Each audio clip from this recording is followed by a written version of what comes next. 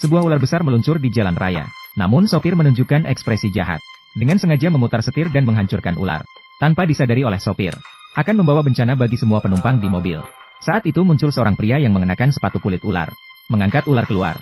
Lalu dia berkata pada ular, "Kamu masih berguna." Kemudian membawa ular itu menuju arah bus besar. Kejadian tak terduga, bus besar tiba-tiba mengalami kerusakan. Para penumpang terpaksa turun. Beberapa orang enggan menunggu bantuan. Mereka pergi sendirian ke hotel di depan. Tidak disangka pria berkulit ular datang begitu cepat. Sopir dengan ramah ingin memberinya sebatang rokok. Namun tanpa sengaja melihat ular besar di pangkuannya. Melihat itu, tidak bisa menahan gemetar. Saat hendak memberikan alasan untuk pergi. Namun pria berkulit ular mengepalkan ular itu dan menekan lehernya. Si sopir sebenarnya ingin mengeluarkan senjata untuk melawan. Lawan sama sekali tidak memberinya kesempatan. Hanya bertahan selama 2,5 detik. Sopir menjadi sangat marah. Dan 2 orang di dalam mobil melihat situasi di luar.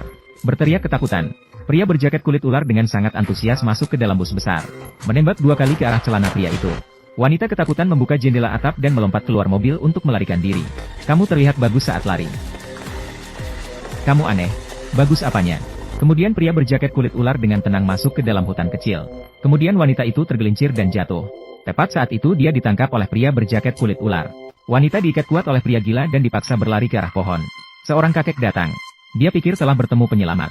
Dia memohon agar diselamatkan. Ternyata kakek itu bukan orang yang dia kira. Dia mengutuk pria berjaket kulit ular itu.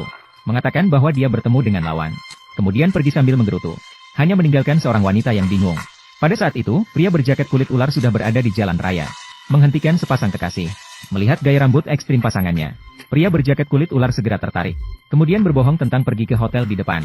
Memanfaatkan kesempatan untuk naik ke mobil mereka. Mobil itu, dalam sekejap. Pria itu langsung dibuang di pinggir jalan. Pada saat itu, kakek melihat pemandangan ini. Tanpa bisa menahan diri, ia memuji. Tidak pernah terpikirkan bahwa pembunuh sadis yang lahir dan dibesarkannya. Malah bertemu lawan di wilayahnya sendiri. Hal ini berhasil membangkitkan semangat kompetitif kakek. Sementara itu, pria berjaket kulit ular telah mengikat wanita itu ke tempat tidur. Luka-luka di tubuhnya sungguh mengerikan. Disiksa hingga hampir mati. Anjing tetangga tidak tahan dengan keributan mereka. Maka ia pergi sendirian keluar rumah untuk menghirup udara segar. Tidak disangka pria berjaket kulit ular juga keluar. Mengucapkan salam kepada Bomei dengan ramah. Namun, wanita tersebut sangat waspada. Mencoba untuk pergi. Tidak disangka, kakek itu tiba-tiba membuka pintu kamar. 2 pembunuh sadis bertemu. Mereka langsung mengetahui identitas masing-masing. Dari percakapan mereka, terdengar sesuatu yang mencurigakan. Maka Bomei segera mencari kesempatan untuk pergi. Tidak disangka wanita itu baru saja pergi. Percakapan mereka menjadi semakin berani. Mereka sudah menganggap Bomei sebagai mangsa. Pertarungan antara pemburu dan mangsa akan segera dimulai. Kembali ke dalam rumah. Intuisi wanita memberitahunya bahwa tempat ini tidak aman. Maka dia segera mengemas barang dan mulai melarikan diri. Kakek yang tidak sabar bersiap-siap untuk bertindak duluan. Namun, dia menyadari wanita itu sudah menghilang. Dia mengira pria berjaket kulit ular telah berhasil. Maka dia segera mengejarnya. Kemudian pria berjaket kulit ular melompat masuk dari jendela. Menyadari wanita itu juga telah menghilang. Saat itu, tiba-tiba dia mendengar suara mobil dinyalakan. Pria berjaket kulit ular juga mengira kakek itu telah berhasil. Siapkan mobil untuk mengejar. Namun menemukan ban mobil sudah bocor. Pria berkulit ular tersenyum aneh. Pikirannya semakin menarik. Bob mengendarai mobil di jalan besar sendirian. Ternyata kakek sudah mengejarnya dari belakang. Wanita itu mengeluarkan pisau untuk bertahan. Namun kakek menunjukkan kartu polisi palsu.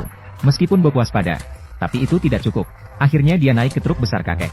Tidak disangka, mereka hanya pergi 2 kilometer. Bob pingsan karena kakek memukulnya. Saat itu pria berkulit ular berdiri di tengah jalan. Tidak jelas apa yang dipikirkannya. Kakek malah membiarkan pria berkulit ular naik ke mobil. Saat itu 2 pembunuh sadis mengepung wanita di tengah. Wanita itu panik. Tiba-tiba, di depan mereka muncul seekor ular. Pria berkulit ular meminta kakek untuk berhenti. Kemudian mereka mulai bernegosiasi. Masing-masing menyampaikan argumennya. Namun tak seorang pun mau mengalah. Wanita di tengah sudah hancur mendengarkan percakapan. Tak terduga dirinya begitu diminati. Akan bertemu dengan 2 pembunuh gila yang ingin merampas dirinya. Ular piton melintas jalan perlahan. Kakek itu baru saja mulai mengemudikan mobilnya pergi. Kedua pihak melanjutkan perundingan. Namun tetap terjebak dalam kebuntuan. Melihat dengan mata kepala sendiri. Mereka saling mengerahkan senjata. Pada saat itu juga, anjing ras Pomerania membidik peluang dan tiba-tiba menginjak rem dengan kuat. Bagian belakang truk besar diputar lebih dari 300 derajat. Sementara 2 pembunuh gila karena tidak mengenakan sabuk pengaman. Langsung terlempar hingga kurang dari 1 kilometer. Kemudian truk besar terguling. Wanita langsung pingsan. Tak terduga 2 pembunuh gila selamat tanpa cedera. Kedua orang yang tersandung bangkit dan melanjutkan upaya gila merampas wanita. Pada dasarnya tak ada yang mengalah kepada siapapun. Pomeranian yang mendengar suara juga bangun sekarang.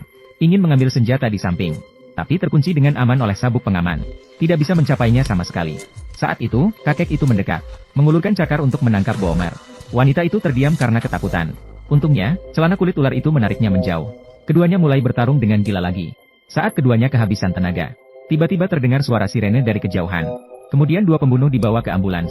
Tidak disangka, keduanya masih berencana untuk bertindak. Tidak disangka petugas medis mengeluarkan jarum suntik 30 cm. Satu orang memberikan suntikan kepada mereka. Kemudian keduanya mulai kejang seluruh tubuh.